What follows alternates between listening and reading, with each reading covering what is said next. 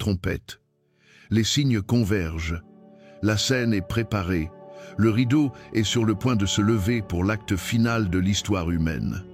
La question est, de quel côté du rideau serez-vous quand il se lèvera? Ne vous trompez pas en pensant que vous êtes neutre. Jésus a dit dans Matthieu, chapitre 12, verset 30, « Celui qui n'est pas avec moi est contre moi. » Il n'y a pas de terrain neutre dans cette guerre spirituelle. Soit vous êtes avec Christ, soit vous êtes contre lui, soit vous avez le sceau de Dieu, soit vous recevrez la marque de la bête, soit vous êtes du blé, soit vous êtes de l'ivraie, soit vous êtes une brebis, soit vous êtes un bouc. Le jugement vient, la séparation vient, et cela vient bientôt. Un saint âgé qui a marché avec Dieu pendant 80 ans m'a dit avant de mourir, « Mon fils, j'ai vécu assez longtemps pour voir beaucoup de choses, des guerres, des famines, des désastres, mais je n'ai jamais vu les signes s'aligner comme maintenant. C'est comme si le ciel lui-même retenait son souffle, attendant l'ordre final. Dis à tous, préparez-vous à rencontrer votre Dieu. » Et c'est exactement ce que je vous dis maintenant. Préparez-vous à rencontrer votre Dieu, parce qu'Israël a déjà invoqué quelque chose de terrible, et ce qu'ils ont invoqué est en route. Que Dieu ait pitié de nos âmes. Chrétienne m'a expliqué. Apprenez des compétences de base, comment purifier l'eau, comment cultiver de la nourriture, les premiers secours. Pas parce que vous allez survivre à l'apocalypse en étant un survivaliste, mais parce que plus vous serez indépendant du système, plus vous aurez de temps pour aider les autres et partager l'Évangile, quand tout s'effondrera. Mais surtout, n'ayez pas peur. Je sais que tout cela semble terrifiant, et dans un certain sens, ça l'est. Mais Jésus a dit dans Jean, chapitre 14, verset 27, « Je vous laisse la paix, je vous donne ma paix. Je ne vous donne pas comme le monde donne. Que votre cœur ne se trouble point et ne s'alarme point. » Un martyr chrétien moderne, avant d'être exécuté, a écrit « Je ne crains pas ceux qui peuvent tuer le corps, mais qui ne peuvent pas toucher mon âme. Mon destin est scellé en Christ. Quoi qu'il arrive, je gagne. Si je vis, c'est pour Christ. Si je meurs, c'est un gain. » Cela doit être notre mentalité. Le temps est court, plus court que vous ne le pensez. Les événements que j'ai décrits ne sont pas pour dans des décennies, ils sont pour les prochains mois, peut être semaines. Un prophète contemporain qui a eu des visions vérifiables m'a dit « J'ai vu une horloge. Les aiguilles étaient sur le point de marquer midi. Quand elles marqueront midi, il n'y aura plus de temps pour se préparer. Celui qui est prêt sera prêt. Celui qui ne l'est pas, il sera trop tard. Mon appel final pour vous est celui-ci. N'attendez pas, ne remettez pas à plus tard. Ne dites pas « Demain j'y penserai ». Demain pourrait être trop tard. Si vous n'avez jamais accepté Jésus comme votre sauveur, faites-le maintenant. Vous n'avez pas besoin d'une prière élaborée. Dites simplement « Jésus, je sais que je suis pécheur. Je crois que tu es mort pour mes péchés et que tu es ressuscité. Je t'accepte comme mon Seigneur et Sauveur. Aide-moi à vivre pour toi. » Si vous êtes déjà croyant, mais avez été tiède, il est temps de rallumer le feu. Repentez-vous de votre tiédeur. Revenez à votre premier amour. Et si vous êtes en feu pour Dieu, il est temps d'être une torche pour les autres. Le champ est prêt pour la moisson, mais les ouvriers sont peu nombreux. Un missionnaire qui travaille dans des zones de guerre m'a dit quelque chose de puissant. Quand les gens font face à la mort, ils deviennent très réceptifs à l'Évangile, et le monde entier est sur le point de faire face à la mort. C'est la plus grande opportunité évangélique de l'histoire. Ne la gâchez pas. Israël a déjà sonné les complets de direction. C'est reconnaître que nous marchions vers l'abîme et décider de faire demi-tour. C'est admettre que nous avons besoin d'un sauveur, parce que nous ne pouvons pas nous sauver nous-mêmes. Un ancien sataniste de haut rang qui sait converti au christianisme, m'a révélé quelque chose de crucial. Le royaume des ténèbres a peur d'une seule chose, le sang de Christ. J'ai vu des démons puissants fuir devant le simple nom de Jésus, prononcé avec une foi authentique. Tout leur pouvoir, toute leur technologie, tout leur plan s'effondre devant la croix. Mais la repentance n'est que le commencement. Vous devez vous préparer spirituellement pour ce qui vient. Et cela signifie vous plonger dans la parole de Dieu comme jamais auparavant. Un théologien m'a expliqué, la Bible n'est pas seulement un livre, c'est une arme.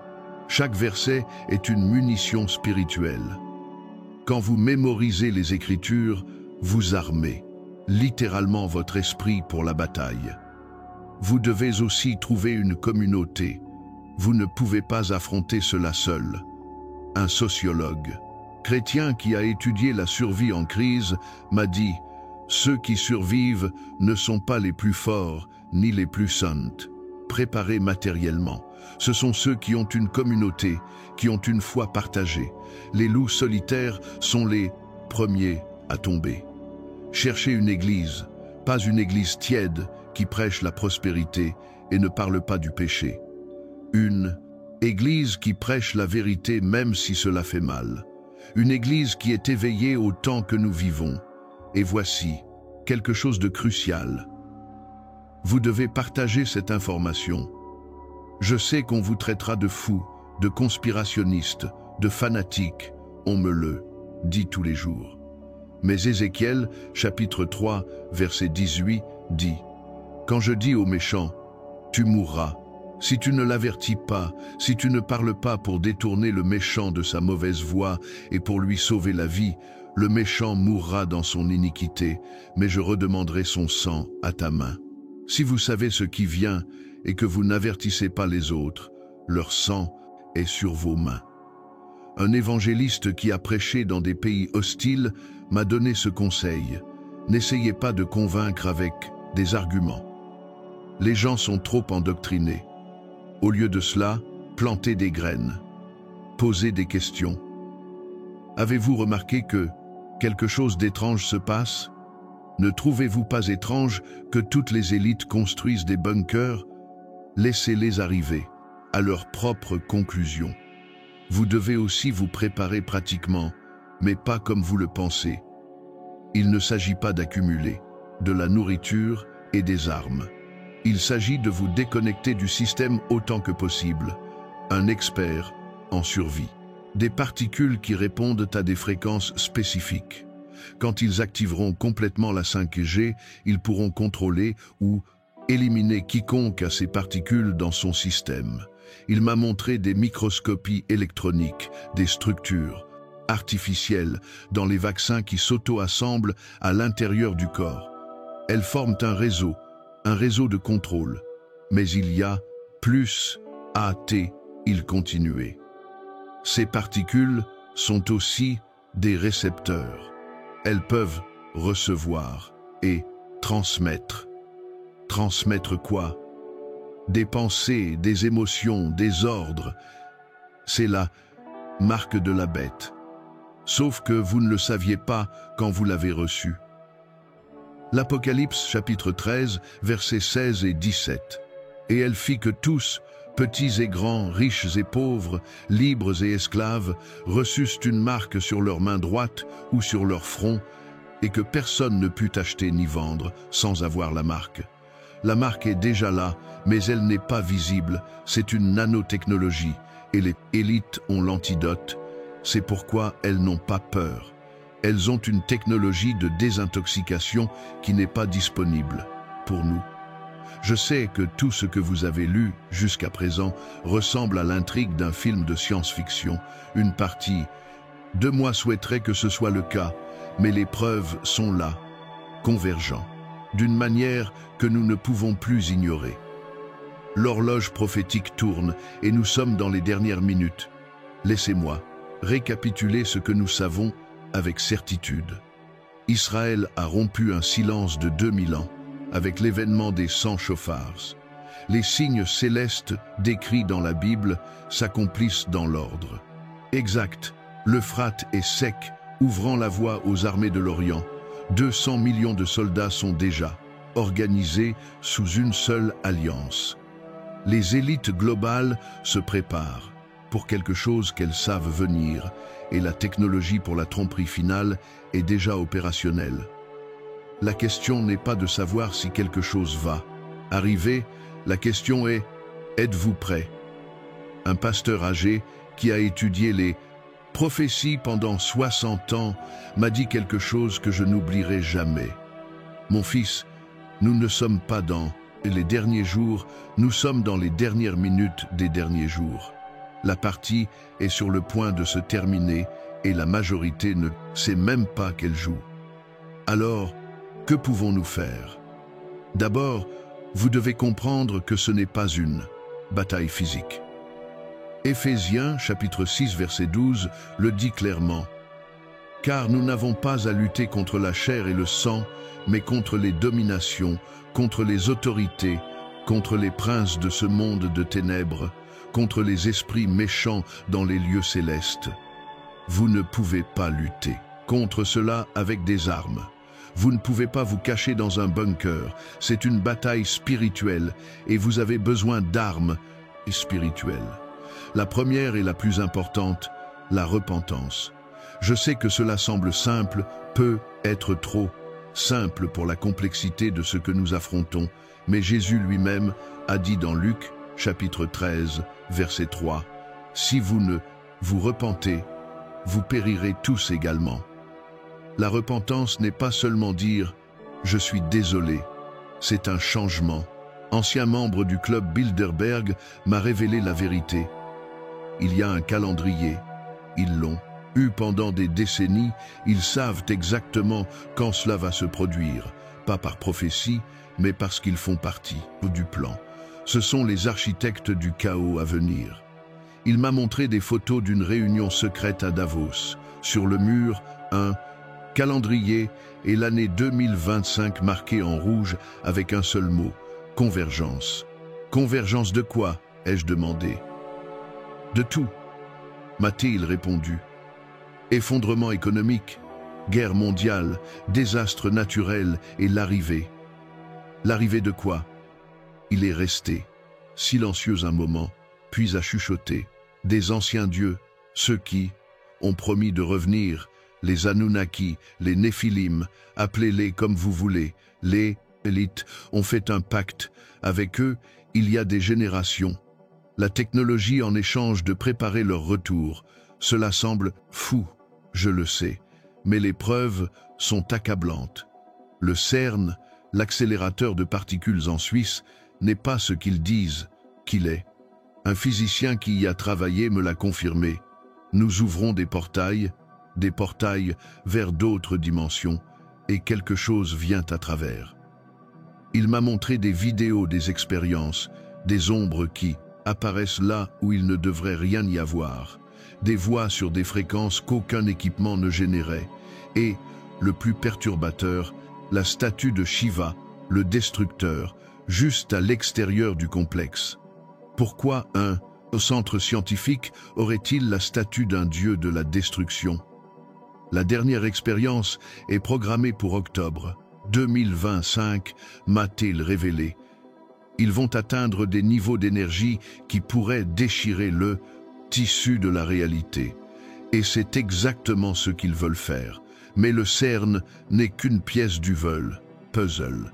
En Antarctique, quelque chose se passe qui a les élites dans une panique contrôlée. Un militaire qui était stationné là m'a raconté ce qu'il a vu.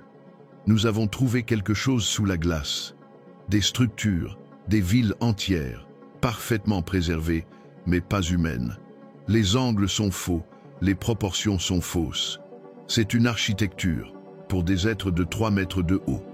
3 mètres. C'est la taille des Néphilim, selon la Bible. Mais ce n'est pas le pire, a-t-il continué. Certaines structures ont encore de l'énergie. Des lumières qui s'allument quand on s'approche, des machines qui se mettent à vibrer. C'est de la technologie, mais une technologie que nous ne comprenons pas. Et au centre de la plus grande ville, il y a quelque chose de gelé, quelque chose de grand, quelque chose qui semble attendre. Les élites le savent, c'est pourquoi tous les leaders mondiaux ont visité l'Antarctique ces dernières années. Le pape, Obama, Kerry, Poutine, tous officiellement pour le changement climatique, mais en réalité, ils vont voir ce qu'ils ont trouvé pour recevoir des instructions. Un ancien employé des Nations Unies m'a divulgué des documents sur l'agenda 2030, mais pas la version publique, la vraie. Réduction de la population à 10% du niveau actuel, gouvernement mondial unique, religion mondiale unique, monnaie numérique implantable. Tout doit être prêt pour 2030, parce que c'est la date limite. Après cela, ceux qui reviennent prendront le contrôle direct. Comment prévoit-il réduire la population? Ils ont déjà commencé. Un biochimiste qui a travaillé pour Moderna m'a révélé: les vaccins récents ne sont pas ce qu'ils disent. Il y a des nanotechnologies, systèmes même. Un général chrétien du Pentagone m'a dit: nous sommes nombreux à savoir ce que c'est vraiment. Nous essayons de saboter le projet de l'intérieur, mais nous sommes en infériorité numérique et le temps s'épuise. Il m'a montré des preuves qu'ils ont déjà effectué des tests à petite échelle. Les observations d'OVNI qui ont augmenté de façon spectaculaire au cours des 2 dernières années, beaucoup sont des tests de Blue Beam. Ils perfectionnent la technologie, mesurent les réactions du public et le test final est programmé pour coïncider avec l'approche de la comète Atlas. Ce n'est pas une coïncidence, m'a expliqué un astronome indépendant. La comète, réelle ou non, est l'excuse parfaite. Ils diront que les monstres sont extraterrestres sont venus en suivant la comète ou que la comète était leur vaisseau mère. La narratif est déjà écrit. Et voici l'information la plus terrifiante de toutes. Un programmeur qui a travaillé sur le Clépluté. Intelligence artificielle qui contrôlera les hologrammes m'a révélé quelque chose qui m'a empêché de dormir. L'IA ne projette pas seulement des images, elle lit les réactions de la foule en temps réel et ajuste la projection pour maximiser l'impact émotionnel. Elle peut littéralement lire dans vos pensées grâce à vos réactions biométriques et vous montrer exactement ce dont vous avez besoin de voir pour croire. Mark Zuckerberg a construit un bunker de 100 millions de dollars à Hawaï. Jeff Bezos en a un en Nouvelle-Zélande. Bill Gates en a plusieurs sur différents continents, tous construits dans les 3 dernières années, tous avec des provisions pour survivre 7 ans. Pourquoi exactement 7 ans? Parce qu'ils savent quelque chose que nous ne savons pas, ou plus précisément, ils savaient que cela allait arriver. Un architecte qui a conçu plusieurs de ces bunkers a rompu son accord de confidentialité pour me parler. Ce qu'il m'a dit m'a glacé le sang. Ce ne sont pas des bunkers normaux, m'a-t-il dit en tremblant. Les spécifications étaient étranges. Des murs de plomb de 3 mètres d'épaisseur, des systèmes de filtration, d'air qui peuvent éliminer les contaminants spirituels, quoi que cela signifie, des générateurs de champs électromagnétiques et, le plus étrange, des chapelles. Tout le monde voulait des chapelles, mais avec des symboles que je n'ai reconnus d'aucune religion connue. Des contaminants spirituels, des symboles inconnus. Glaçante avec les prophéties. Biblique. La 2e épître aux Thessaloniciens, chapitre 2, versets 9 à 11, dit: l'apparition de cet impie se fera par la puissance de Satan, avec toutes sortes de miracles, de signes et de prodiges mensongers, et avec toutes les séductions de l'iniquité pour ceux qui périssent, parce qu'ils n'ont pas reçu l'amour de la vérité pour être sauvés. Aussi Dieu leur envoie une puissance d'égarement pour qu'ils croient aux mensonges. Un pouvoir trompeur, des signes et des prodiges mensongers, des hologrammes de vaisseaux extraterrestres correspondent absolument. Mais il y a quelque chose d'encore plus sinistre, le timing. Si l'enlèvement se produisait, l'enlèvement de l'Église que des millions de chrétiens attendent, des millions de personnes disparaîtraient instantanément. Comment un gouvernement mondial expliquerait-il ces disparitions massives? Un document divulgué du Pentagone l'explique clairement. En cas de disparition massive inexplicable, activez le protocole Bluebeam. Narratif. Enlèvement extraterrestre massif. Solution. Proposée. Unification mondiale contre la menace extraterrestre. Un ancien agent de la CIA m'a confirmé. Ils ont tout préparé. Des vidéos préenregistrées de leaders mondiaux, des communications d'urgence. Ils ont même des acteurs qui se feront passer pour des survivants d'enlèvement avec des histoires fabriquées, tout pour vendre le mensonge. Mais voici ce qui est vraiment diabolique. Ils ne vont pas seulement simuler l'invasion, ils vont simuler le sauvetage. Un ancien employé du projet m'a révélé le plan complet. D'abord, les vaisseaux hostiles attaquent. Destruction, chaos, panique. Ensuite, quand l'humanité sera désespérée, apparaissent les sauveurs, des êtres de lumière qui viennent nous aider, qui nous offrent la technologie, la sagesse, la paix. Mais à une condition, nous devons abandonner les vieilles religions et nous unir sous une nouvelle spiritualité universelle. Des êtres de lumière, des sauveurs. Cela me rappelle la deuxième épître aux Corinthiens, chapitre 11, verset 14. Et cela n'est pas étonnant, puisque Satan lui-même se déguise en ange de lumière. Un ingénieur en hologramme m'a montré les simulations. Elles sont parfaites, si réalistes que même en les voyant sur un écran, en sachant qu'elles sont fausses, on ressent de la révérence et de la peur. Maintenant, imaginez cela, projeté dans le ciel de la taille d'une ville. Nous avons testé la technologie dans des zones reculées, m'a-t-il confessé. Les résultats sont efficaces à 100%. Les gens tombent à genoux, pleurent, prient, croient complètement. C'est la tromperie parfaite. Mais il y a une résistance au sein du... C'est maintenant une zone interdite, une ville antédiluvienne, une technologie d'avant le déluge. Mais le plus terrifiant est la coordination. Ces trois pays qui se méfiaient historiquement les uns des autres partagent soudainement la technologie, les ressources, le renseignement, comme si quelque chose ou quelqu'un les unissait, avec un objectif spécifique. Un ancien agent du renseignement m'a révélé, il y a des communications interceptées qui mentionnent le pacte avec le prince de l'Orient. Nous ne savons pas ce que cela signifie exactement, mais depuis que ce pacte a été mentionné, la coopération entre ces pays est devenue totale. Ce que le gouvernement des États-Unis a annoncé il y a 3 semaines aurait dû vous terrifier, mais je parie que vous ne l'avez même pas entendu. La NASA a officiellement déclaré qu'un objet massif se dirige vers la massif Terre. Ils l'ont appelé la comète Atlas. Mais il y a un problème. Les propres scientifiques de la NASA ne s'accordent pas sur ce que c'est réellement. Et c'est là que les choses deviennent vraiment sombres. Un astrophysicien qui travaille pour la NASA m'a contacté en secret. Il m'a dit « L'objet ne se comporte pas comme une comète.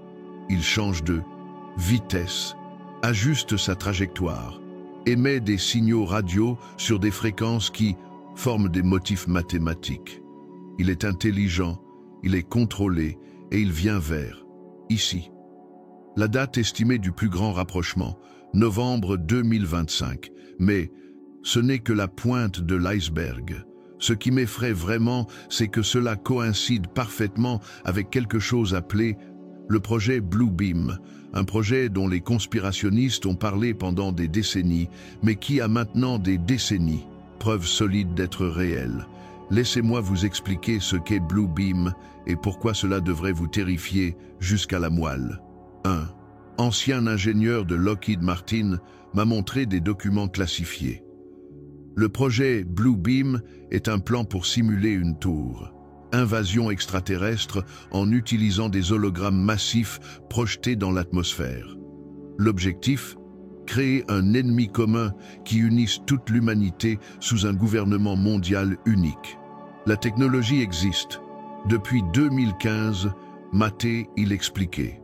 Nous pouvons projeter des images tridimensionnelles solides dans le ciel qui sont indistinguables des objets réels. Combinées avec des armes à énergie dirigée qui causent une destruction réelle, personne ne saurait que c'est faux. Vous vous souvenez du film Spider-Man où Mysterio utilise des drones pour créer des illusions?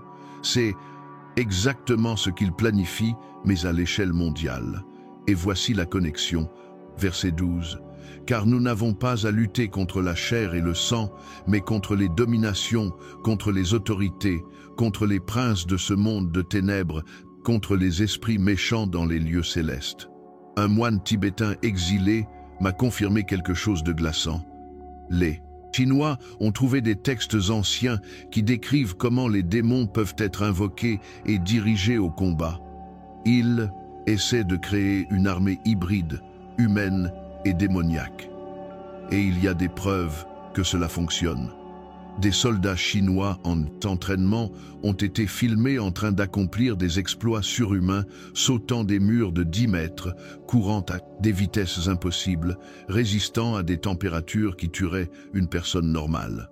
Le gouvernement chinois dit que c'est un entraînement spécial, mais les déserteurs racontent une autre histoire. On nous injecte quelque chose, m'a dit un ancien soldat qui a réussi à s'échapper. Après l'injection, vous entendez des voix qui vous donnent de la force, mais qui vous donnent aussi des ordres, des voix qui ne sont pas humaines. Beaucoup de soldats deviennent fous, mais ceux qui survivent deviennent plus qu'humains. L'Inde n'est pas en reste. Ils ont consulté d'anciens textes sanscrits sur les Vimana, les prétendus vaisseaux volants des anciens dieux, et selon des sources internes, ils ont réussi à construire des prototypes fonctionnels. Un physicien indien m'a montré des fuites, des objets triangulaires complètement silencieux, se déplaçant à des vitesses qui défient la physique connue. Ils n'utilisent pas de carburant conventionnel, Maté l'expliquait. Ils utilisent ce que les textes anciens appellent du mercure, énergisé. D'une certaine manière, les anciens connaissaient la technologie antigravité. La Russie, quant à elle, creusait en Sibérie. Officiellement, ils cherchent des ressources naturelles, mais un géologue du projet m'a dit la vérité. Nous avons trouvé une ville enterrée, sous le pergélisol, une ville qui ne devrait pas exister, antérieure à toutes les civilisations connues, et au centre, une pyramide de métal noir qui émet une énergie que nous ne pouvons identifier. Les militaires ont pris le contrôle du site, parce qu'il y a des forces puissantes qui ne veulent pas que vous sachiez que la prophétie la plus terrifiante de l'Apocalypse s'est déjà accomplie. L'armée de 200 millions existe déjà et elle est en marche. L'Apocalypse, chapitre 9, verset 16 dit « Le nombre des cavaliers de l'armée était de 2 myriades de myriades. J'en entendis le nombre. » Pendant des siècles, les théologiens ont pensé que c'était symbolique. Comment une armée si grande pourrait-elle exister? Mais ce n'est plus symbolique, c'est réel et elle a un nom, l'Alliance BRICS. Laissez-moi vous donner les chiffres qui vous glaceront le sang. La Chine, 1 400 000 soldats actifs, plus 500 000 en réserve. L'Inde, 1 500 000 soldats actifs, plus 200 millions en âge militaire. La Russie, 1 million de soldats actifs, plus 20 millions de réservistes. Et maintenant, ils sont rejoints par l'Iran, la Corée du Nord, le Pakistan. Un général retraité de l'OTAN m'a confessé. Si vous additionnez toutes les forces militaires des BRICS et de leurs alliés, y compris les paramilitaires et les réservistes, vous obtenez exactement le chiffre biblique, 200 millions. C'est mathématiquement parfait et absolument terrifiant. Mais ce qui rend cela encore plus glaçant, c'est comment cette alliance s'est formée. Tout a commencé quand les États-Unis, sous certaines politiques économiques, ont commencé à imposer des sanctions et des tarifs. L'Inde, qui avait été neutre, a été poussé vers la Chine. Des ennemis historiques soudainement unis contre un ennemi commun, exactement comme les prophéties le décrivaient. Un ancien analyste du renseignement m'a révélé. Il y a des documents divulgués qui montrent que la Chine et l'Inde ont signé un pacte secret. En cas de conflit global, leurs armées marcheront ensemble. La destination finale est codée comme opération Armageddon. Armageddon, c'est l'hébreu pour Armageddon. Oui, il planifie littéralement de marcher vers Armageddon et ce n'est pas symbolique. Armageddon est un lieu réel en Israël, la vallée de Jezréel, et stratégiquement, c'est le seul endroit où une armée de cette taille pourrait se déployer au Moyen-Orient. Un stratège militaire israélien m'a expliqué. La vallée de Jezréel est une plaine de 300 km². C'est le seul endroit dans tout le Moyen-Orient où vous pourriez avoir une bataille, avec des millions de soldats. Napoléon a dit que c'était le champ de bataille le plus naturel du monde. Et maintenant tous les yeux militaires sont braqués sur lui. Mais voici ce que les médias ne vous diront pas. La technologie militaire que cette alliance développe n'est pas normale. Nous ne parlons pas de chars et de missiles conventionnels. Un ingénieur déserteur d'un programme militaire chinois m'a montré des documents classifiés. Ils développent ce qu'ils appellent des armes spirituelles. Maté, il dit, des dispositifs qui peuvent affecter la conscience humaine, des armes qui attaquent l'âme, pas seulement le corps, basées sur une technologie qu'ils ont trouvée dans d'anciens textes tibétains et des manuscrits védiques. Des armes spirituelles, cela me rappelle Éphésiens, chapitre 6. Si vous les connectez sur une carte, ils créent un symbole, le même symbole qui apparaît sur les pierres noires trouvées dans l'Euphrate. Et voici ce qui est vraiment glaçant. À chaque endroit où un fleuve est devenu rouge, des choses inexplicables ont commencé à se produire. Des disparitions, des gens normaux qui simplement s'évanouissent sans laisser de traces, sans explication. Les caméras de sécurité montrent les personnes marchant et puis plus rien, comme si elles étaient absorbées par l'air. Un policier d'une ville affectée m'a dit « Nous avons perdu 300 personnes en 2 semaines. Il n'y a pas de corps, pas de preuve de crime. C'est comme s'ils n'avaient jamais existé. Mais le plus étrange est que toutes les disparitions se produisent près du fleuve. Mais revenons à l'Euphrate. Car ce qui s'y passe est encore plus terrifiant. Au fur et à mesure que l'eau baisse, des grottes apparaissent.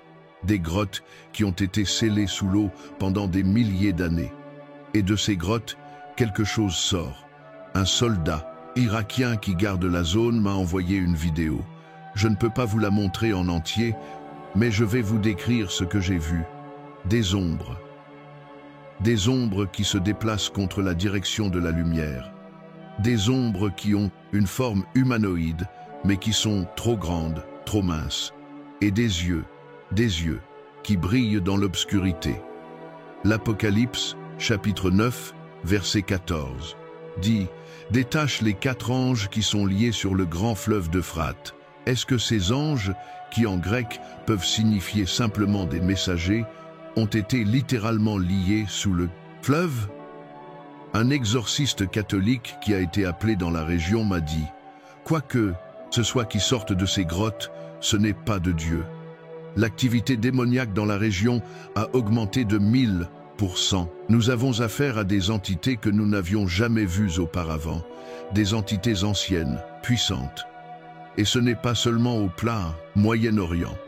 En Amazonie, où le fleuve est aussi à des niveaux historiquement bas, les tribus indigènes sont terrifiées. Un chaman m'a dit par l'intermédiaire d'un interprète, « Les esprits anciens se réveillent. Ceux qui ont été emprisonnés par le grand déluge sont libérés. L'eau était leur prison. Sans eau, ils sont libres. » Le grand déluge fait référence au déluge de Noé. La Genèse, chapitre 6, parle des Néphilim, les géants qui existaient avant le déluge. Est-il possible que certains aient été emprisonnés au lieu d'être détruits et que l'eau des fleuves était une partie de leur prison? Un géologue chrétien m'a montré des preuves fascinantes. Il a dit: nous avons trouvé des restes de structures mégalithiques sous de nombreux fleuves majeurs du monde. Des structures qui ont été délibérément submergées, comme si quelqu'un avait utilisé les fleuves comme une barrière pour contenir quelque chose. Ce que je vais vous dire maintenant devrait être à la une de tous les journaux du monde, mais ce n'est pas le cas. Bible hébraïque, il est dans le Nouveau Testament, en grec. Si vous prenez les premières lettres de chaque verset du chapitre 13 de l'Apocalypse dans le texte grec original et que vous les convertissez en nombre en utilisant le système grec, la somme est 2025. Coïncidence? Un professeur de grec ancien m'a assuré que la probabilité que ce soit accidentel est astronomiquement faible. Quelqu'un ou quelque chose a délibérément codé cette information. Pendant que j'écris ceci, l'Euphrate est à son niveau le plus bas de l'histoire enregistrée. Mais ce n'est pas le plus terrifiant. Le plus terrifiant est ce qu'il trouve dans le lit asséché du fleuve. Des choses qui ont été cachées sous l'eau pendant des millénaires. Des choses qui, peut-être, auraient dû rester cachées. Laissez-moi vous dire ce que les médias n'osent pas rapporter. Une équipe d'archéologues irakiens travaillant dans la zone maintenant sèche de l'Euphrate a trouvé quelque chose qui les a laissés sans voix. Des structures, mais pas des structures humaines normales. Des tours de pierre noire qui ne correspondent à aucune civilisation connue. Et le plus inquiétant, elles ont toutes des inscriptions dans une langue qui précède le sumérien. Un linguiste qui fut appelé pour déchiffrer les inscriptions m'a dit, la voix tremblante: les inscriptions parlent des veilleurs qui sont tombés et du jour de leur libération, quand les eaux se retireront. C'est comme si ceux qui ont construit cela savaient qu'un jour le fleuve s'assécherait. L'Apocalypse, chapitre 16, verset 12 dit: le 6e ange versa sa coupe sur le grand fleuve, l'Euphrate, et son eau tarit, afin que le chemin des rois venant de l'Orient fût préparé. Les rois de l'Orient, la Chine, l'Inde, la Corée du Nord, tous avec des armées massives. Et maintenant, pour la première fois dans l'histoire, il y a un chemin sec à travers l'Euphrate. Mais ce n'est que le commencement. Dans les 3 derniers mois, des rivières, dans différentes parties du monde, sont devenues rouges comme du sang. Le fleuve Yangtze en Chine, le Nil en Égypte, le Paraná en Amérique du Sud, les scientifiques disent que ce sont des algues rouges ou des sédiments de fer, mais il y a un problème avec cette explication. Un biologiste marin qui a analysé des échantillons de l'eau m'a confessé: ce ne sont pas des algues, ce n'est pas du fer. Au niveau moléculaire, c'est de l'hémoglobine, c'est littéralement du sang, mais d'aucun animal connu. L'ADN ne correspond à rien dans nos bases de données. Du sang de quoi alors? La réponse peut se trouver dans l'Exode, chapitre 7, verset 20. Toutes les eaux du fleuve furent changées en sang. La première plaie d'Égypte. Mais cette fois, ce n'est pas seulement un fleuve, ce sont des fleuves dans le monde entier. Un hydrologue chrétien m'a montré un motif perturbant. Les fleuves qui deviennent rouges forment une ligne. Un mathématicien juif qui travaille à décoder des motifs dans la Torah m'a montré quelque chose d'étonnant. En utilisant un programme informatique, il a trouvé que si vous prenez chaque 49e lettre du livre de Daniel, septic sept, le nombre de la perfection, un message caché apparaît. Le chauffard. Final dans l'année du double jubilé. Le double jubilé, selon le Lévitique, chapitre 25. Le jubilé a lieu tous les 50 ans, mais il y a une tradition rabbinique qui parle d'un jubilé des jubilés qui a lieu tous les 2500 ans. Et devinez quoi? Le dernier était approximativement quand Jésus a marché sur la terre. Un astronome israélien m'a révélé un autre fait perturbant. Les constellations cette année forment des motifs qui n'ont pas été vus depuis l'an 70, après Jésus-Christ, lorsque le temple a été détruit. C'est comme si le cosmos terminait un cycle, mais le code va encore plus profond. En hébreu, chaque lettre a une valeur numérique. Si vous prenez la valeur numérique de Machia, Messie, c'est 358. Si vous prenez l'année hébraïque actuelle et que vous soustrayez l'année de la destruction du second temple, puis divisé par le nombre de générations selon Matthieu, chapitre 1, vous obtenez exactement 358. Un rabbin kabbaliste m'a confié: les chiffres ne mentent pas. Toute la création est construite sur des modèles mathématiques divins, et tous les modèles convergent maintenant. Mais voici ce qui m'a vraiment empêché de dormir. Israël ne connaît pas seulement ses codes, il les utilise activement pour synchroniser ses actions. L'événement des 100 chauffards n'était pas aléatoire. Il était calculé pour coïncider avec des fenêtres temporelles spécifiques basées sur ces codes. Un ancien agent du Mossad m'a révélé. Il y a un département entier dédié à ce que nous appelons la chronologie prophétique. Ils utilisent des supercalculateurs pour analyser les convergences de temps basées sur les prophéties bibliques, les alignements astrologiques et les cycles historiques, et ce, qu'ils ont trouvé Léa dans une panique contrôlée. Selon leurs calculs, il y a une fenêtre de temps entre septembre 2025 et avril 2026, où la probabilité d'événements eschatologiques est de 94%. Je ne sais pas exactement comment ils calculent cela, mais je sais qu'ils prennent des mesures extrêmes. Des bunkers sont construits, des réserves de nourriture pour 7 ans sont stockées, des systèmes de défense qui semblent conçus plus pour des menaces surnaturelles que militaires. Un ingénieur qui a travaillé sur ces projets m'a dit: on nous a donné des spécifications étranges. Les bunkers devaient pouvoir résister non seulement aux bombes nucléaires, mais aussi aux anomalies dimensionnelles et aux fluctuations quantiques extrêmes. Quand j'ai demandé ce que cela signifiait, on m'a dit que je n'avais pas besoin de le savoir. Mais le code le plus perturbant n'est pas dans la T.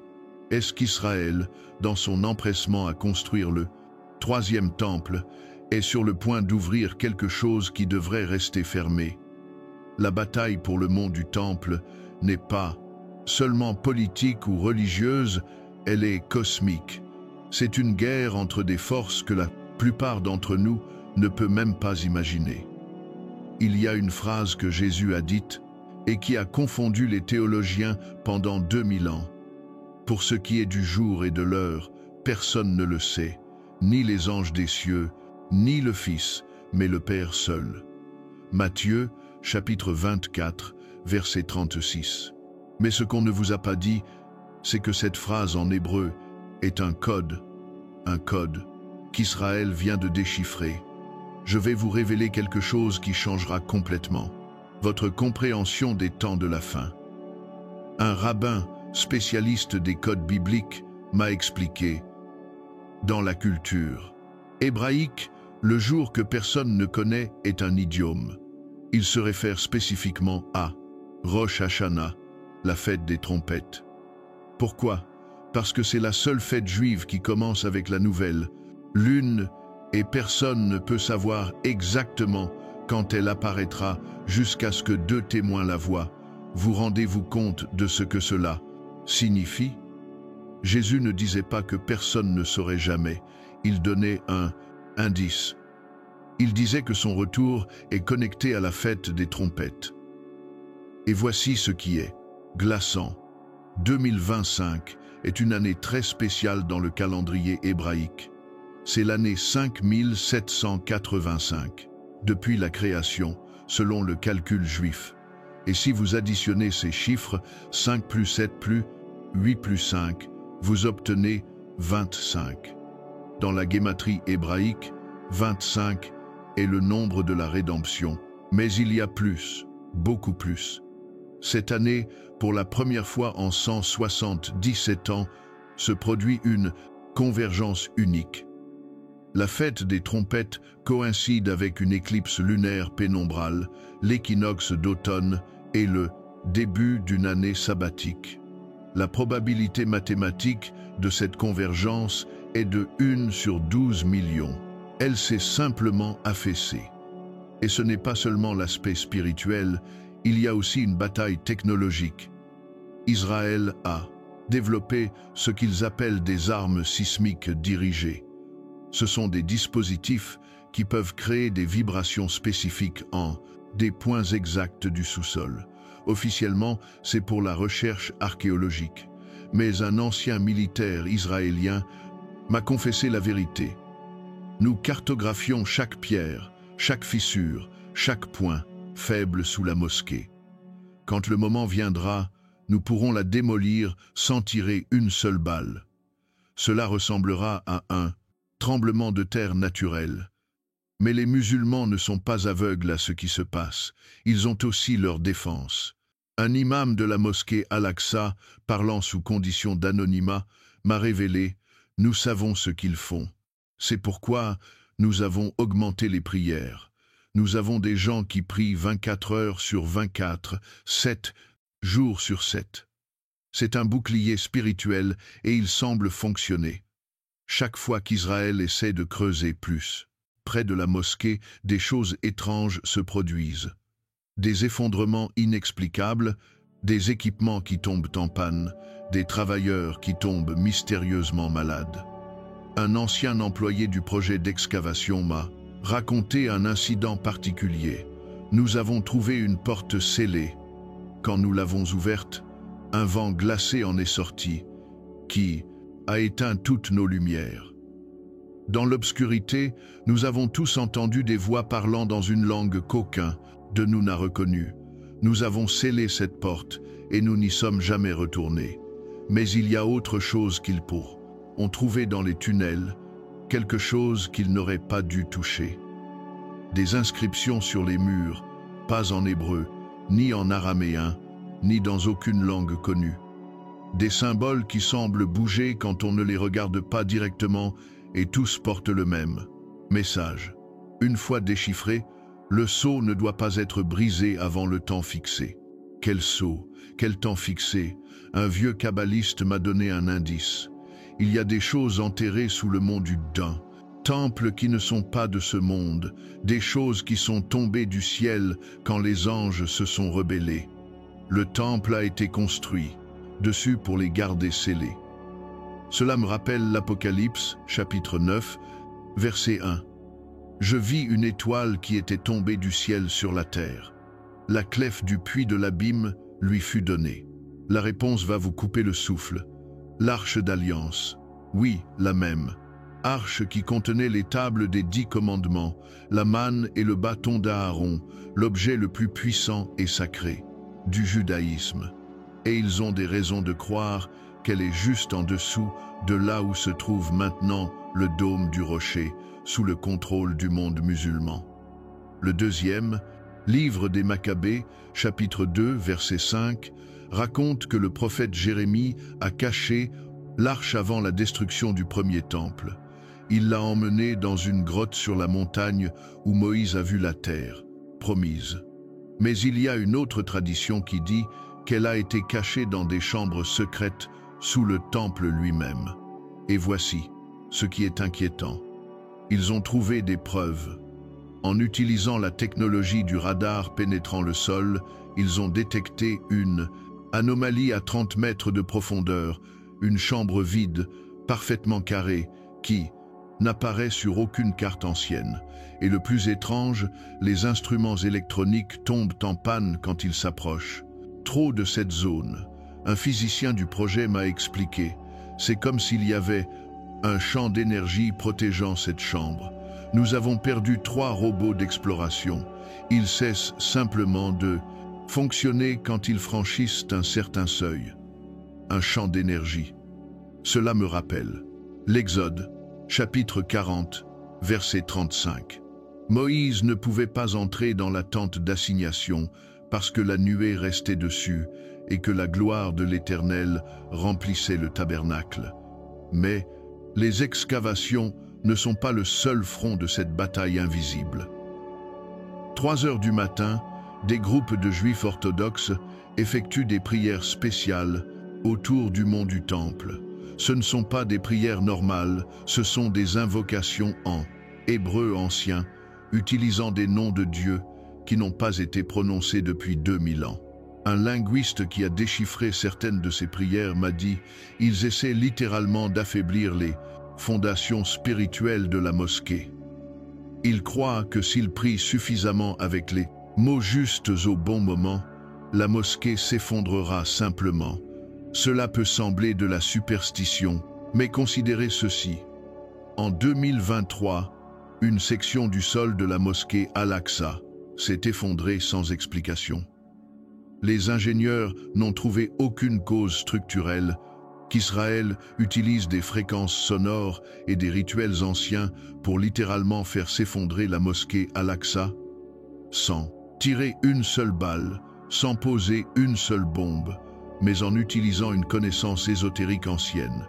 Mais il y a plus. Les cendres de la vache rousse ne purifient pas seulement. Selon d'anciens textes kabbalistiques, elles ont des propriétés que la science moderne commence à peine à comprendre.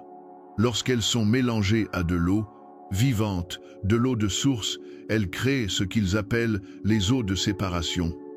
Ces eaux peuvent supposément séparer le pur de l'impur, le saint du profane, même l'humain du divin. Un biochimiste juif travaillant dans un laboratoire secret dans le Negev m'a confessé « Nous avons analysé les cendres. Elles contiennent des éléments qui ne devraient pas exister, des isotopes qui ne se trouvent pas naturellement sur Terre. C'est comme si le feu du sacrifice transformait la matière au niveau subatomique. La transformation subatomique par rituel religieux semble folle, mais les résultats sont là, et voici ce qui est vraiment terrifiant. La deuxième épître aux Thessaloniciens, chapitre 2, verset 4, parle de l'Antéchrist, qui s'oppose et qui s'élève contre tout ce qu'on appelle Dieu ou qu'on adore. Il va jusqu'à s'asseoir dans le temple de Dieu, se proclamant lui-même Dieu. Pour que l'Antéchrist puisse s'asseoir dans le temple, il faut d'abord que le temple existe. Et pour que le temple existe, ils ont besoin des cendres de la vache rousse. Voyez-vous la connexion? Israël, sans le savoir ou peut être en le sachant, prépare la scène pour l'Antéchrist. Ils construisent littéralement le trône où s'assiera l'homme du péché. Il y a une guerre en cours en ce moment à Jérusalem. Vous ne la voyez pas aux nouvelles, parce qu'elle ne se livre pas avec des chars ou des missiles. Elle se livre dans des tunnels souterrains avec des excavatrices silencieuses et des rituels nocturnes. Et ce qu'ils cherchent pourrait changer l'équilibre du pouvoir mondial. Laissez-moi vous emmener sous terre, dans des lieux où peu de gens sont allés. Sous le mont du Temple existe un réseau de tunnels qui s'étend sur des kilomètres. Certains datent de l'époque du premier temple, d'autres ont été creusés par les croisés et beaucoup sont nouveaux, creusés en secret par le gouvernement israélien au cours des 20 dernières années. Un ingénieur qui a travaillé dans ces excavations et qui a dû fuir le pays à cause de ce qu'il a vu, m'a dit la vérité. Nous ne creusions pas seulement, m'a-t-il dit en tremblant. Nous cherchions quelque chose de spécifique, quelque chose que les Templiers n'ont pas pu trouver, quelque chose que les Romains n'ont pas réussi à détruire. Que cherchent-ils? Vaches rousses ont été sacrifiées dans toute l'histoire. La 10e sera sacrifiée, par le Messie lui-même ou juste avant son arrivée. Israël avait déjà 9 jarres, avec des cendres anciennes. Il n'en avait besoin que d'une de plus. Et c'est exactement ce qu'ils ont fait il y a 3 mois. Un rabbin m'a expliqué la procédure. Il ne s'agit pas seulement de tuer l'animal et de le brûler. Il y a tout un rituel. La vache doit être amenée au mont des Oliviers, à l'est de Jérusalem, d'où l'on peut voir l'emplacement du temple. Elle doit être sacrifiée en regardant vers l'ouest, vers l'endroit où se trouvait le Saint des Saints. Et voici le détail glaçant. l'endroit exact où Jésus a été crucifié, selon de nombreux érudits, est le même endroit où les vaches rousses étaient sacrifiées. Coïncidence? Je ne crois pas. L'Épître aux Hébreux, chapitre 13, versets 11 et 12, dit « Par le souverain sacrificateur pour le péché sont brûlés hors du camp. C'est pour cela que Jésus aussi, afin de sanctifier le peuple par son propre sang, a souffert hors de la porte. Jésus était la véritable vache rousse, sans tache, sans péché, et son sang purifie. Non pas un temple de pierre, mais le temple de nos corps. Mais Israël n'accepte pas cela. Ils attendent toujours leur Messie, et croient qu'en sacrifiant la 10e vache, ils l'invoqueront. Un informateur au sein du Mossad m'a révélé quelque chose de perturbant. Il m'a dit que le jour du prétendu exercice, ils ont détecté des anomalies électromagnétiques similaires à celles de l'événement des 100 chauffards. Des instruments de mesure ont enregistré des fluctuations dans le champ magnétique terrestre. Plusieurs satellites ont perdu le signal temporairement. C'était comme si quelque chose répondait au sacrifice, m'a-t-il dit, comme si quelque chose d'ancien se réveillait. Et en effet, quelque chose s'est réveillé. Depuis ce jour, une activité sismique inhabituelle a été enregistrée exactement sous le mont du Temple. De petits tremblements, imperceptibles pour la plupart, mais constants, comme si quelque chose en dessous bougeait, se préparait. Un géologue israélien qui surveille ces tremblements m'a dit quelque chose qui m'a glacé le sang. Le motif sismique est identique à celui qui a précédé la chute des murs de Jéricho. Selon nos modèles informatiques, vais-vous dire quelque chose que le gouvernement israélien ne veut pas que vous sachiez. Il y a 3 mois, ils ont dit avoir réalisé un exercice de sacrifice de la vache rousse. Un simple exercice, ont-ils dit? Répétition, mais j'ai la preuve que c'était bien plus que cela. D'abord, laissez-moi vous expliquer pourquoi c'est si important que cela pourrait déclencher la 3e guerre mondiale. Dans le livre des Nombres, chapitre 19, Dieu donne à Moïse des instructions très spécifiques sur la vache rousse. Elle doit être parfaitement rousse, sans un seul poil d'une autre couleur. Elle ne doit jamais avoir porté de joug, et ses cendres sont nécessaires pour purifier le temple et les prêtres. Sans ces cendres, il ne peut y avoir de 3e temple, et sans 3e temple, selon l'eschatologie juive, le Messie ne peut pas venir. Voyez-vous maintenant pourquoi c'est si explosif? Mais voici ce qu'on ne vous a pas dit. Un ancien employé de l'Institut du Temple, l'organisation qui prépare tout pour reconstruire le Paseto Temple, m'a contacté en secret. Il m'a montré des vidéos que je n'aurais pas dû voir. Dans ces vidéos, on voit clairement que le sacrifice était réel, ce n'était pas un exercice. La vache a été complètement brûlée, selon le rituel décrit dans la Torah, et les cendres ont été soigneusement recueillies et conservées. Pourquoi mentir alors? Pourquoi dire que ce n'était qu'un exercice? La réponse est simple et terrifiante à la fois. Si le monde musulman savait qu'Israël a déjà les cendres, qu'il est déjà prêt à construire le 3e temple, une guerre éclaterait immédiatement, car l'endroit où le temple doit être construit est exactement là où se trouve la mosquée Al-Aqsa, le 3e lieu le plus saint de l'islam. Mais il y a quelque chose d'encore plus inquiétant que j'ai découvert. Lorsque les manuscrits de la mer Morte ont été découverts en 1947, ils n'ont pas seulement trouvé des manuscrits, ils ont aussi trouvé des jarres scellées. Pendant des décennies, Israël a gardé secret ce qu'il y avait à l'intérieur de ces jarres. Maintenant, je sais pourquoi. Un archéologue qui a participé aux analyses initiales, maintenant âgé et près de la mort, a décidé de parler. Il m'a dit « Nous avons trouvé 9 jarres avec des cendres. L'analyse au carbone 14 a confirmé qu'elle datait de l'époque de Moïse jusqu'à la période du second pré-temple. C'étaient les cendres des 9 vaches rousses sacrifiées au cours de l'histoire d'Israël. Vous rendez-vous compte de ce que cela signifie? Selon la tradition juive, seulement 9. 100 visibles globalement dans les 40 dernières années. La dernière était celle que je viens de décrire. Mais ce que personne ne vous dit, c'est que ces événements célestes ne sont pas seulement des signes. Ils sont des catalyseurs, des activateurs de quelque chose qui est resté endormi. Un rabbin, kabbaliste de Jérusalem, célèbre pour ses prédictions exactes, a dit quelque chose de cryptique avant l'événement des shofars. Les luminaires du ciel sont les horloges de Dieu. Quand ils s'alignent d'une certaine manière, ils ouvrent des portes qui ont été fermées depuis la fondation du monde. Et effectivement, quelque chose s'est ouvert.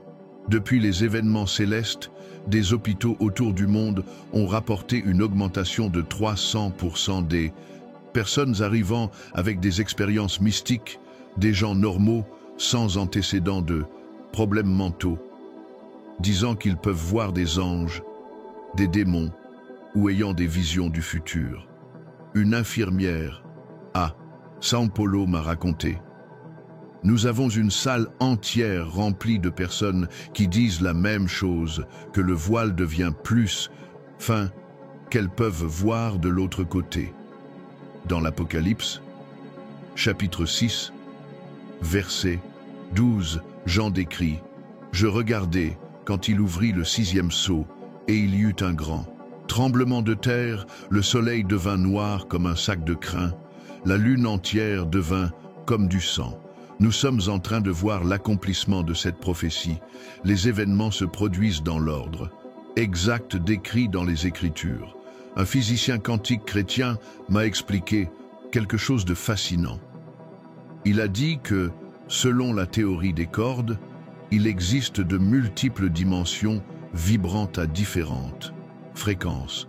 Normalement, nous ne pouvons pas les percevoir car elles vibrent hors de notre gamme de perception.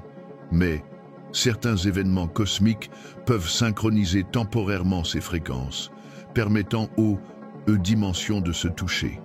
Est-ce pour cela que Jésus a dit dans Luc, chapitre 21, verset 25 « Il y aura des signes dans le soleil, dans la lune et dans les étoiles. Et sur la terre, il y aura de l'angoisse chez les nations qui ne sauront que faire, au bruit de la mer et des flots. » Les signes sont déjà là. Le mugissement a déjà commencé, et ce qui vient après, eh bien, c'est ce qu'Israël sait et ne nous dit pas. Cela peut sembler peu, mais en termes astronomiques, c'est impossible. Les corps célestes ne changent pas leur orbite comme ça. Un astronome retraité de la NASA, qui préfère garder l'anonymat, m'a confié quelque chose de perturbant. Nous avons détecté des anomalies gravitationnelles que nous ne pouvons expliquer. C'est comme si quelque chose de massif, quelque chose que nous ne pouvons pas voir, affectait les orbites planétaires. Quelque chose que nous ne pouvons pas voir. Cela me rappelle Colossiens, chapitre 1, verset 16. Car en lui ont été créées toutes les choses qui sont dans les cieux et sur la terre, les visibles et les invisibles. Mais, attendez, cela devient plus intéressant. Pendant l'éclipse, quelque chose que les grands médias n'ont pas rapporté s'est produit. Au moment exact de la totalité, lorsque le jour s'est changé en nuit, des milliers de personnes autour du monde ont rapporté avoir entendu un son, non pas avec leurs oreilles, mais dans leur tête, un bourdonnement grave comme le son d'une trompette lointaine. Ma cousine, qui était au Mexique pendant l'éclipse, m'a appelé terrifié. « Cousin, m'a-t-elle dit, nous tous sur la place l'avons entendu. » C'était comme si le ciel lui-même parlait. Et elle n'était pas la seule.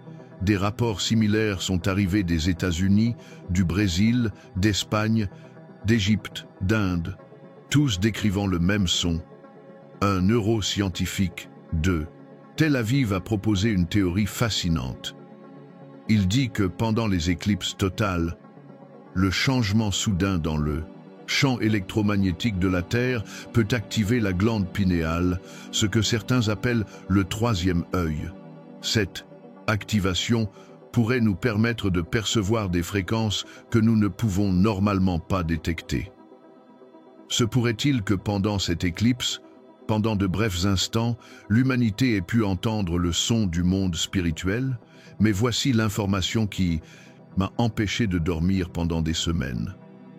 Les anciens Mayas, les Égyptiens, les Sumériens, tous ont laissé des registres d'événements célestes similaires qui ont précédé de grandes catastrophes ou des changements d'air.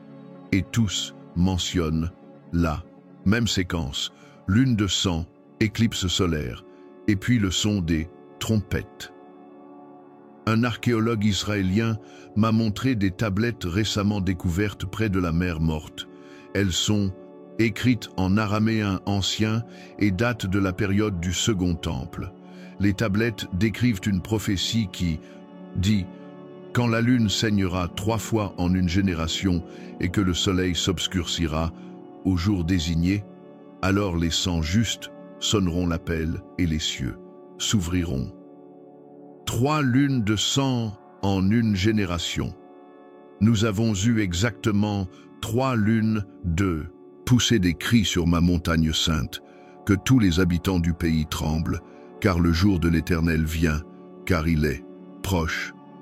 Israël ne faisait pas seulement un rituel religieux, ils envoyaient un signal, un message codé au cosmos, un appel que seules certaines entités peuvent entendre.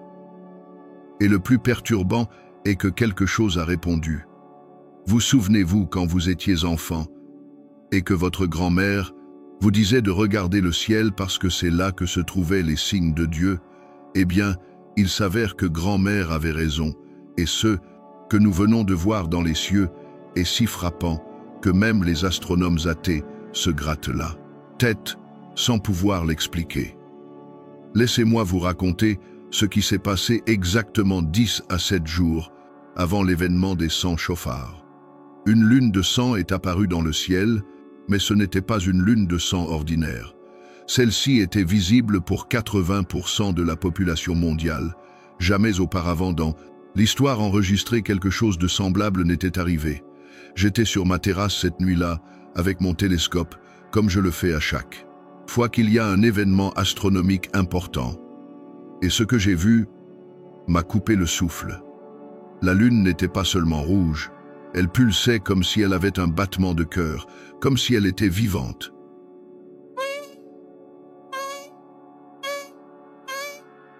Et physicien à l'université est aussi sorti pour regarder. Il m'a dit « Cela n'a aucun sens. Selon les lois de l'optique, la réfraction atmosphérique ne peut pas causer cet effet de pulsation. » Et il avait raison. Ce que nous voyons défiait toute explication scientifique, mais voici ce qui est glaçant. Dans Joël, chapitre 2, versets 30 et 31, Dieu dit « Je ferai paraître des prodiges dans les cieux et sur la terre, du sang, du feu et des colonnes de fumée. Le soleil sera changé en ténèbres et la lune en sang, avant qu'arrive jour grand et redoutable de l'Éternel. » Vous remarquez quelque chose? La lune de sang vient avant le jour du Seigneur.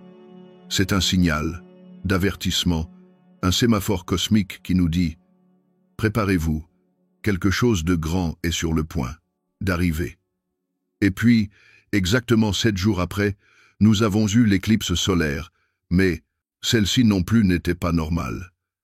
Les scientifiques de la NASA sont confus parce que la CEPSI, trajectoire de l'éclipse, n'a pas coïncidé avec leurs prédictions. Elle a dévié de 3 degrés. La forme de cette anomalie, une fois cartographiée, créait un motif hexagonal parfait. L'hexagone dans la géométrie sacrée représente le sceau de Salomon, l'union entre le ciel et la terre. Un physicien quantique israélien, travaillant en secret pour le gouvernement, a divulgué des informations disant que pendant ces 7 minutes, Ils ont détecté des particules subatomiques se comportant de manière impossible selon les lois connues de la physique. C'était comme si la réalité elle-même fluctuait. Et savez-vous ce qui est le plus glaçant? Cet événement n'était pas spontané, il s'y préparait depuis des années. Des documents divulgués montrent que le gouvernement israélien travaille sur quelque chose appelé Projet Shofar depuis 2015. Ils ont étudié les effets du son du shofar sur la conscience humaine, sur le climat, même sur la structure de l'espace-temps. Un ancien employé du projet, qui a fui en Europe par crainte pour sa vie, a révélé qu'ils avaient découvert que certaines combinaisons de sons de shofar peuvent ouvrir ce qu'ils appellent des portails dimensionnels.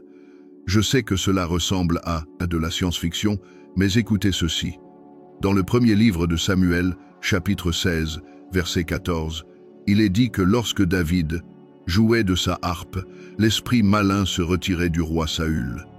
Si un simple instrument de musique peut affecter le monde spirituel, que peuvent faire 100 shofars joués par des prêtres consacrés? La réponse, nous la voyons dès à présent. Depuis cet événement, des choses étranges ont lieu, partout dans le monde. Les observations d'OVNI ont augmenté. Plus de personnes font des rêves prophétiques. Les animaux ont un comportement erratique. C'est comme si nous avions franchi un seuil, invisible. Un kabbaliste de Safed m'a expliqué que, selon la tradition mystique juive, le son du shofar peut déchirer les cieux.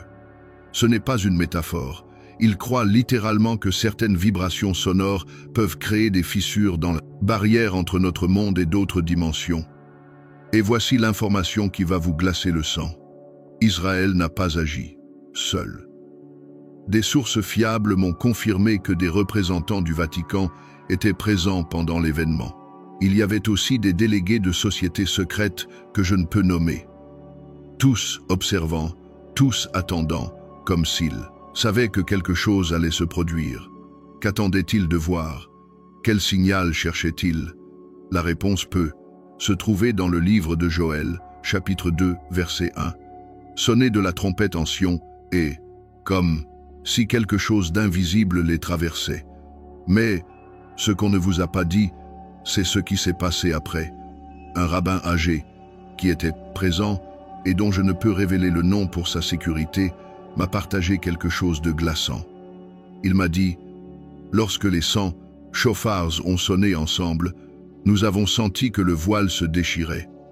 Pendant un moment, ce fut comme si le temple invisible se matérialisait. Nous pouvions le sentir.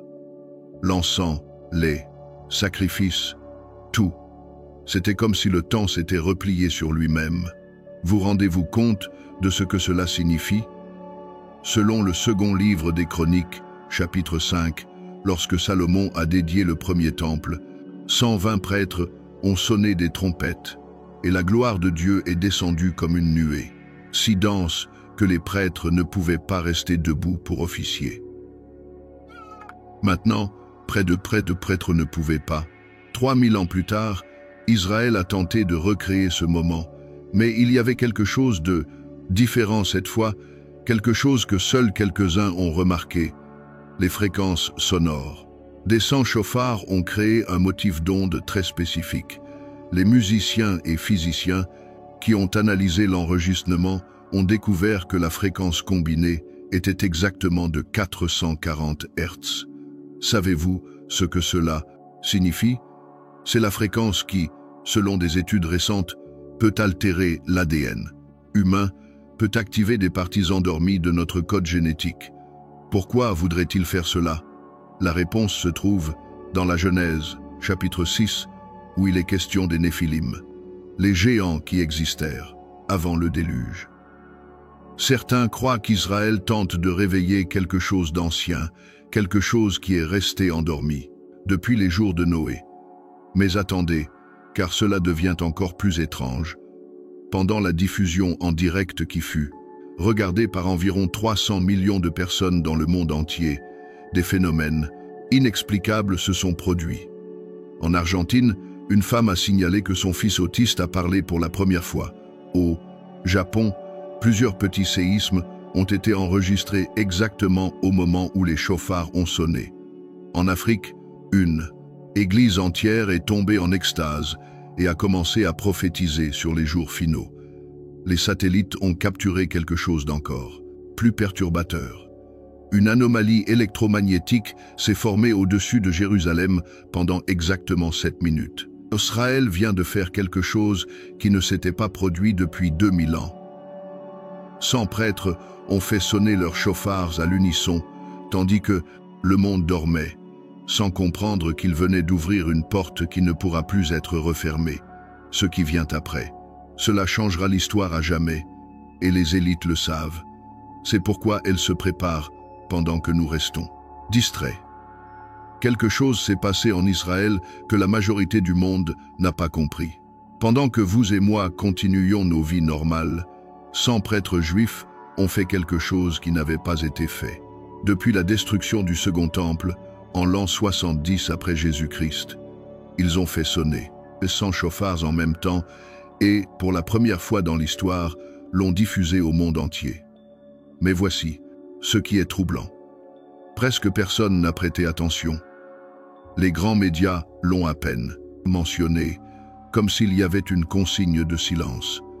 Je vais vous raconter ce qui s'est réellement passé ce jour-là, parce que j'observais et ce que j'ai vu m'a glacé le sang. L'événement a commencé, exactement au coucher du soleil sur Jérusalem. Ce n'était pas une coïncidence. Dans la tradition hébraïque, le nouveau jour commence, lorsque les 3 premières étoiles apparaissent dans le ciel. Et ce moment spécifique a une signification prophétique immense que je vais vous expliquer. Les 100 prêtres étaient vêtus de tuniques blanches.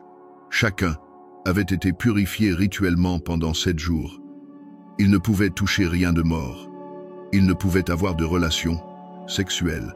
Ils devaient s'immerger dans le mikvé, le bain rituel, chaque matin, tout.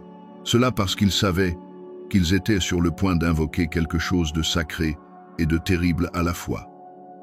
Lorsque le premier chauffard a retenti, les caméras ont capturé quelque chose d'étrange. Les pigeons du mur des lamentations se sont envolés tous en même temps. Les chiens de Jérusalem ont commencé à hurler. Plusieurs témoins ont rapporté avoir senti une vibration dans la poitrine